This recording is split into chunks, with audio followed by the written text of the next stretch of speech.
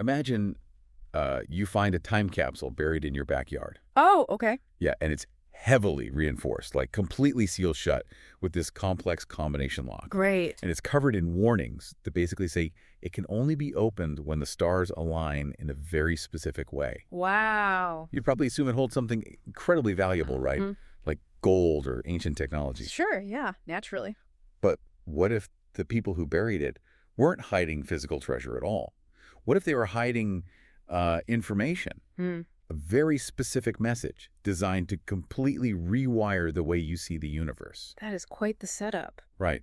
Well, today on Deep Dive, we are looking at an intricate theological framework that effectively takes that time capsule concept Okay. and applies it to some of the most famous ancient texts in human history. It is a really remarkable concept to dissect. It really is. Because we are exploring a framework that builds this almost, well, a mechanical system for understanding prophecy. It tackles the idea of daily bread and the end times, and it completely upends how these ancient texts are traditionally read. By basically treating them as encrypted data. Exactly. And I should say right up front to everyone listening, we're looking at this purely as a thought experiment today. Yes, absolutely. We aren't endorsing these viewpoints or taking any religious or political sides.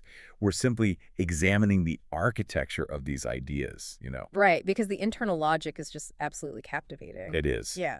So we're going to look at the idea that the famine predicted in ancient texts isn't about physical starvation at all. No, not at all. It's an information drought.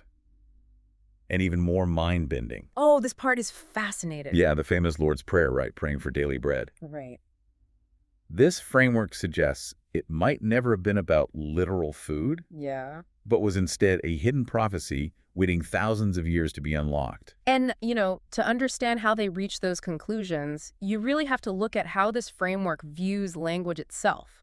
Okay, unpack that a bit. So the foundational argument here is that ancient scriptures are essentially sealed prophecies, and they're written in parables. Right, stories. But rather than viewing parables as just, quaint moral stories. Like Aesop's fables or something? Exactly. This perspective treats them as a cipher, literally a cryptographic code. Wow. And the argument is that this code remains deliberately locked. It's obscured until the era those parables point to finally arrives. So it's an intentional encryption. Exactly. And if the parables are a sealed code, that completely changes how you view everyone who has been reading them for the last couple of millennia. It does. It really does. They've been holding the time capsule this whole time, but they just didn't have the combination. That's a perfect way to put it. Which brings us to a very specific prediction. This is found in the book of Amos, chapter 8, verse 11. Right. It predicts a devastating famine. But right off the bat, if we are using this cryptographic lens, we aren't talking about a failure of agriculture, are we? No, not at all. The framework reinterprets this famine explicitly as a famine of hearing true spiritual words. An information drought. Yes, an information drought. And there are some incredibly striking analogies used in the source text to drive this home. Like what? Well, think about a house filled to the brim with dog food. Okay. You could have a literal ton of it in your pantry. But if you have no human food, you are still going to starve to death. Right, because it doesn't contain the specific nutrients your human biology requires to survive. Oh, precisely. Or, here's another one. Imagine you are swimming in the middle of the ocean, just treading water. Okay. You are completely surrounded by water, stretching to the horizon in every direction. But you can't drink it. Right. If you are dying of thirst, that salt water won't save you. In fact, drinking it will kill you faster. Oh, wow. That's bleak. It is. But in the same way, this framework argues that you can have endless churches, seminaries, pastors, religious institutions everywhere. Just an absolute ocean of religious content. Exactly. But you can still be in a complete and total spiritual famine if the true word remains sealed. This resonates so deeply with the world we are living in right now. How so? Well, think about the modern information age. We are quite literally drowning in a sea of data. Oh, for sure. You can pull out your phone right now and access millions of hours of podcasts, articles, videos, debates. It's endless. We are surrounded by this ocean of content, yet so many people feel completely starved for actual meaning, Yeah. Or undeniable truth. That is the saltwater analogy, perfectly applied to the digital era. Yeah, we're drinking the internet and dying of thirst. Yes. But here is where I get tripped up on the logic of this whole framework. Okay, let's hear it. If the ultimate goal of the divine is to feed people the truth, Right. why encrypt it in parables in the first place? I mean, doesn't sealing the truth intentionally cause the very famine they are warning about? That's a great question. It feels a bit like, hiding the medicine and then blaming the patient for being sick. It's a very natural objection, and the framework actually addresses the psychology behind that decision. And who does? Yeah. The logic is that truth requires a profound level of persistence to actually comprehend. It requires effort. Okay. So the famine isn't framed as a punishment exactly. It acts as a filter or like a test of endurance. The test. Yeah, the idea is that only by experiencing that severe hunger, That desperation. right, that deep, agonizing realization that the dog food or the seawater isn't sustaining you, Yeah. only then will the person become desperate enough to actively seek out the unsealed truth when the time is right. So hunger creates the capacity to value the food. Yes. Exactly. If you give well, think about it. If you give a 5-course gourmet meal to someone who just ate a giant bag of junk food, They won't want it. they won't appreciate it at all. They might even reject it. Right. The starvation prepares the palate. The hunger is an absolute prerequisite for recognizing the immense value of the real food once that time capsule is finally opened. Man, so the starvation is a feature, not a bug. Essentially, yes. But that raises another question for me. Sure. If people are supposedly starving for this hidden, unsealed truth, why are they so easily satisfied by the junk food? Like, why do so many people just settle for the seawater and never even realize they are dying of thirst? Well, that phenomenon is explained through a rather sharp critique of human perception. Okay. Specifically, what the source text describes as the illusion of materialism. The illusion of materialism. Yeah. The framework delves into this philosophical exploration of how human beings process reality. Right. It argues that believing only in what you can physically see and touch is paradoxically its own form of superstition. Wait. Calling materialism a superstition? I know, it sounds backward. Yeah, usually those two concepts are positioned as polar opposites. Yeah. Like materialism is about hard facts and superstition is about the unseen, right? Right. How do they justify flipping that around?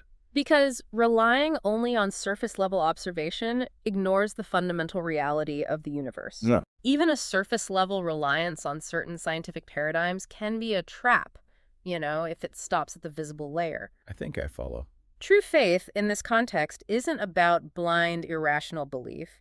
It's about digging into the unseen essence of things. Like getting past the surface. Exactly. Think about it through the lens of quantum mechanics. Okay, science analogy, I like it. When you look at a wooden table, your eyes and your hands tell you it is a solid, continuous object. Sure. But if you dig down to the atomic or the quantum level... It's mostly empty space. Exactly. The real substance of that table is mostly empty space and invisible vibrating forces. Wow, yeah. The visible, solid world is just a surface-level illusion hiding a much more complex, unseen reality. So settling for the visible is basically settling for the illusion. That makes total sense. So the dog food and the seawater represent that surface layer. Exactly. It looks like sustenance, it feels like sustenance, but it doesn't contain the unseen atomic truth that actually keeps you alive. That's spot on. And this is where the framework takes this entire concept, right? Yeah. The hidden truth, the intentional famine, the rejection of the surface layer, Yeah. and applies it to arguably the most universally known piece of Christian liturgy in existence. The Lord's Prayer. Yes. Specifically, the line, "Give us this day our daily bread." This is perhaps the most radical paradigm shift in the entire architecture of this theology. It really is. Let's look at the pragmatic logic being applied here. Okay. During the time this prayer was allegedly introduced, did physical food exist? Well, yeah, people were farming, baking, and eating every day. Right. And did basic spiritual teachings exist? Yes. I mean, there were synagogues and scrolls everywhere. Exactly. Oh, wait. Okay, I see where this is going. Tell me. If you already have a loaf of bread in your kitchen, you don't fall to your knees and beg for a loaf of bread. Exactly. If physical food and basic teachings were already readily available, why instruct followers to explicitly pray for it as if they didn't have it? The framework concludes that the prayer cannot possibly be about physical food, or even the spiritual teachings available in that era. So the daily bread is the encrypted truth. Yes. It's the time capsule. Yeah. The Lord's Prayer is actually a prophecy for the end times. It is a request for the unsealed truth that was hidden in those parables. That is wild. And there is a profound, almost tragic irony built into this idea. What do you mean? Well, Millions of people across countless generations have been reciting this prayer before meals for 2 millennia. Bowing their heads. Right, bowing their heads, thinking they are asking for health and literal sustenance for their physical bodies. Yeah. But under this framework, they have been entirely unaware that they are essentially activating a time capsule. Wow. They have been asking for an unsealed truth that simply wasn't available yet. The scale of that is staggering to think about. Billions of people repeating a password for a locked door that wasn't scheduled to open until centuries later. It's a stunning way to view historical texts. It really is. Yeah. But let's follow the mechanics of the system for a second. Okay. If the famine has been raging for millennia and this highly anticipated daily bread is finally scheduled to be served when the time capsule opens, Right. who exactly is serving it? And what is the actual substance of this food? Because it can't just materialize out of thin air, right? No, you're right. And the framework is very specific about the delivery system. Okay, how does it work? It introduces the concept of the faithful and wise servant.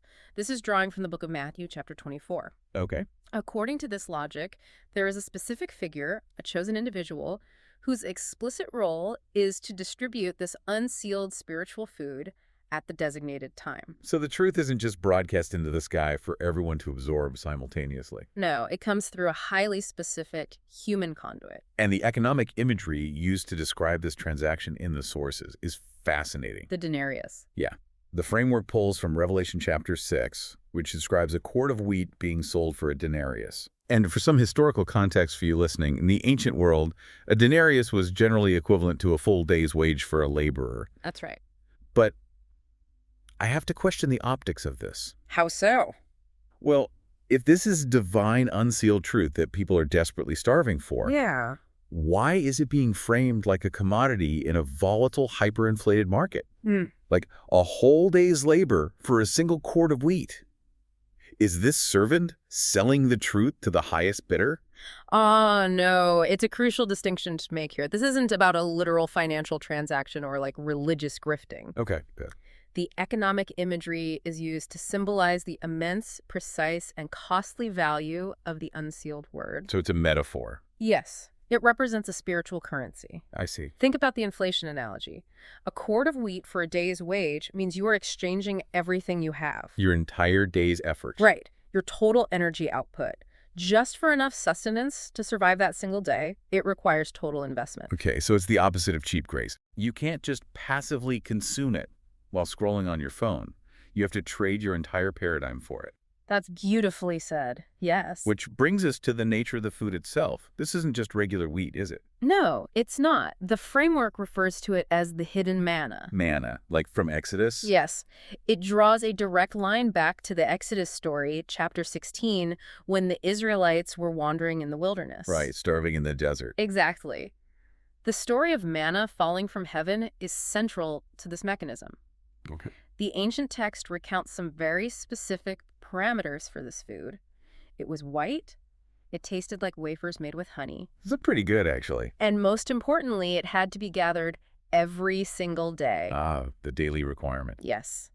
And a portion of it was eventually kept in a jar and placed before the Ark of the Covenant to be preserved for future generations. So that is the hidden aspect of the hidden manna. Exactly. But it's that daily gathering requirement that carries so much psychological weight, I think. Oh, absolutely. Because this is connected directly to Deuteronomy chapter 8, where it says the daily manna was used to humble and test the people. Yes, a massive test. If you put yourself in the shoes of someone in a barren desert, the psychology of this test is agonizing. It really is. Food falls from the sky, but you are explicitly commanded not to hoard it. Right.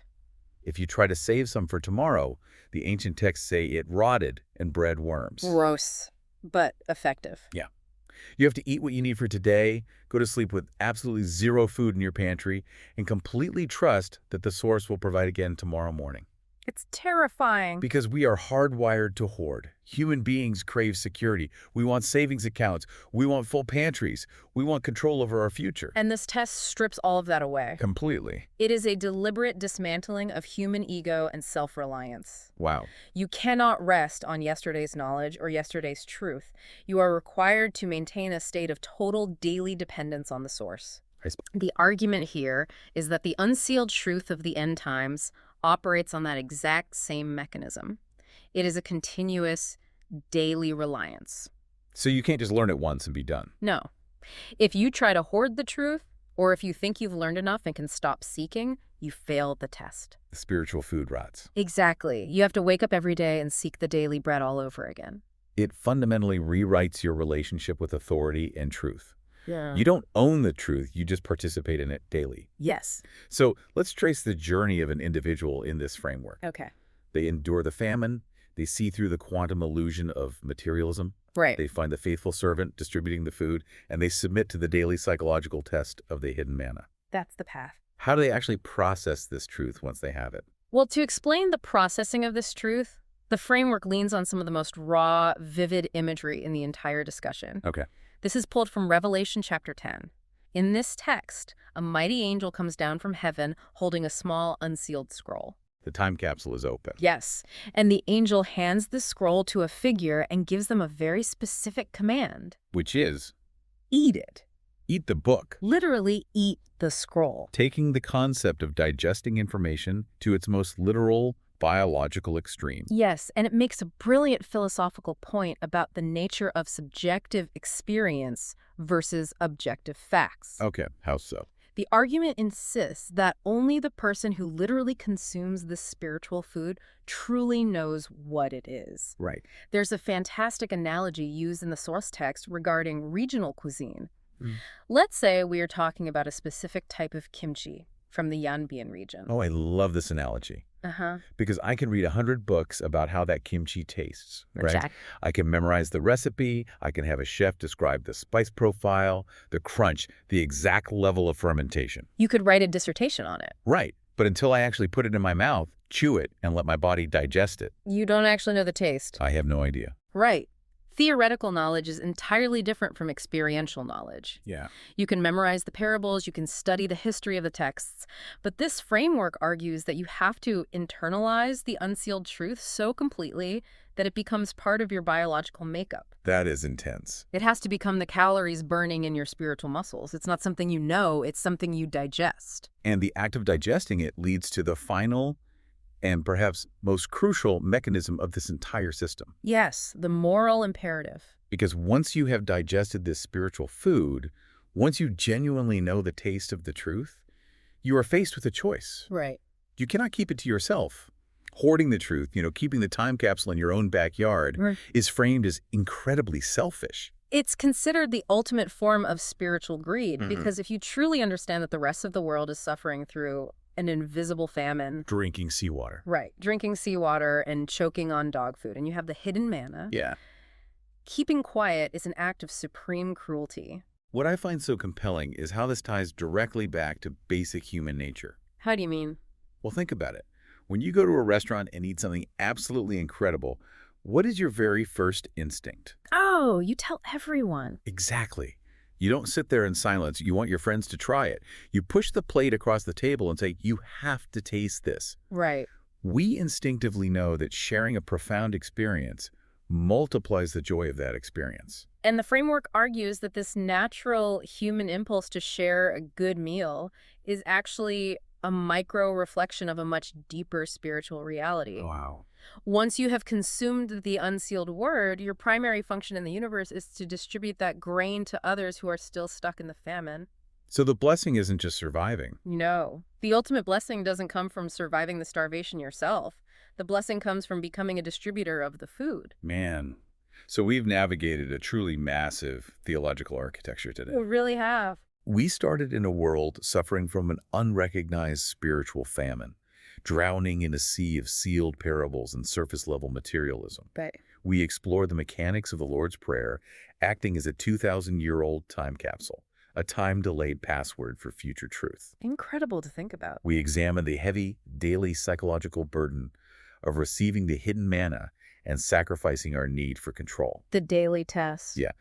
And it all culminates in the act of eating the unsealed scroll, moving from theoretical knowledge to digested reality, and then the moral obligation to share that food with a starving world. And, if we step back and look at the relevance of this framework, Yeah. regardless of your personal background or beliefs, the underlying philosophy is incredibly potent. Everybody. We live in an era defined by endless surface-level content that doesn't actually sustain us. The dog food. Exactly. Yeah. So the challenge to not settle for the seawater, to diligently seek out the unseen essence of reality beneath the material surface, and to test our own persistence in the face of an information famine. These are deeply relevant concepts for anyone trying to navigate the noise of the modern world. It absolutely forces you to evaluate how you consume information. Yeah. What you consider to be true and what you actually do with that truth once you find it. For sure. Which leaves us with a final lingering thought for you to ponder long after this deep dive is over. Okay. We've talked a lot today about the danger of starving in a sea of wrong information and the beautiful obligation to share the truth once you find it. Right. But think about your own life and the social dynamics you navigate every single day. The reality is, profound truths are often incredibly disruptive. Oh, yes. If you genuinely stumbled upon a piece of hidden manna, a truth that completely shattered the way your friends, your family, and your entire community viewed the world. That's a heavy burden. It is. Would you actually have the courage to stand up and distribute the grain? Or would the fear of being misunderstood, the fear of losing your social standing, tempt you to lock that time capsule back up and keep the manna hidden all to yourself?